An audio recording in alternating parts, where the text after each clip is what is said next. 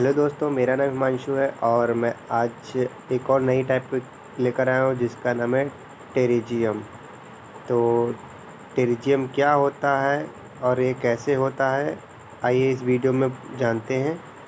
तो टेरिजियम आँखों के कंजक्टिवल पार्ट पर उभरा हुआ ग्रोथ होता है जो लंबे समय तक यूवी किरणों के एक्सपोजर का मुख्य कारण माना गया है। कुछ केस में आँख लाल होता है, आँखों में इरिटेशन होता है और टेरिजियम ज़्यादा बढ़ जाता है तो आपको देखने में भी समस्या हो सकती है। हमारे आँख में सफ़ेद मेम्ब्रेन होता है, उसे कंजक्टिवा कहते हैं। कंजक्टिवा आँखों के सफ़ेद भाग के अलावा आईलिड के अंदर भी लाइनिंग बनाती है और आँखों के काले भाग कॉर्निया पर ख़त्म होती है। जब इस कंजक्टिवा पर एक मास्क के रूप में उभरा हुआ त्रिभुज की तरह ग्रोथ होता है तो इसे टेरिजियम कहते हैं।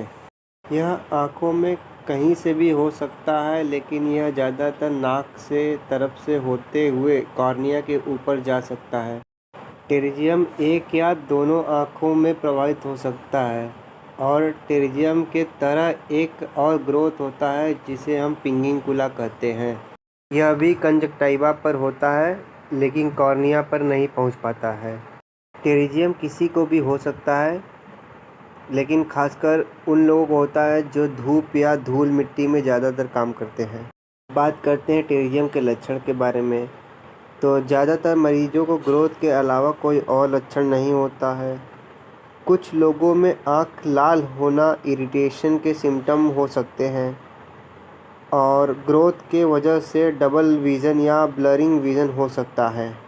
अब बात करते हैं कि कैसे पता चलेगा कि टेरिजियम कितना हमें आँख को ख़राब कर चुका है।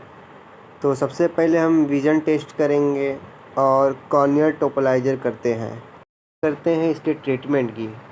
अगर लक्षण गंभीर नहीं है तो आपको देखने में कोई दिक्कत नहीं है तो आपको इलाज की ज़रूरत नहीं है और आप अपने डॉक्टर के साथ रेगुलर फॉलोअप में रहें। लेकिन टेरिजियम से कॉर्निया पर खिंचाव हो रहा है और एस्टिग्मेटिज्म हो रहा है तो आपको चश्मा भी लगेगा या आप गॉगल या फोटोक्रोमेटिक चश्मा भी लगा सकते हैं जिससे सूर्य की यूवी किरणें रोकने में मदद करता है। और टेरिजियम अगर कॉर्निया पर ज़्यादा बढ़ गया है तो आप सर्जरी भी करा सकते हैं या कॉस्मेटिक सर्जरी भी ले सकते हैं। इस ऑपरेशन के होने के बाद मरीज को बताया जाता है कि वे धूप में 3 से 4 हफ्ते न जाएं।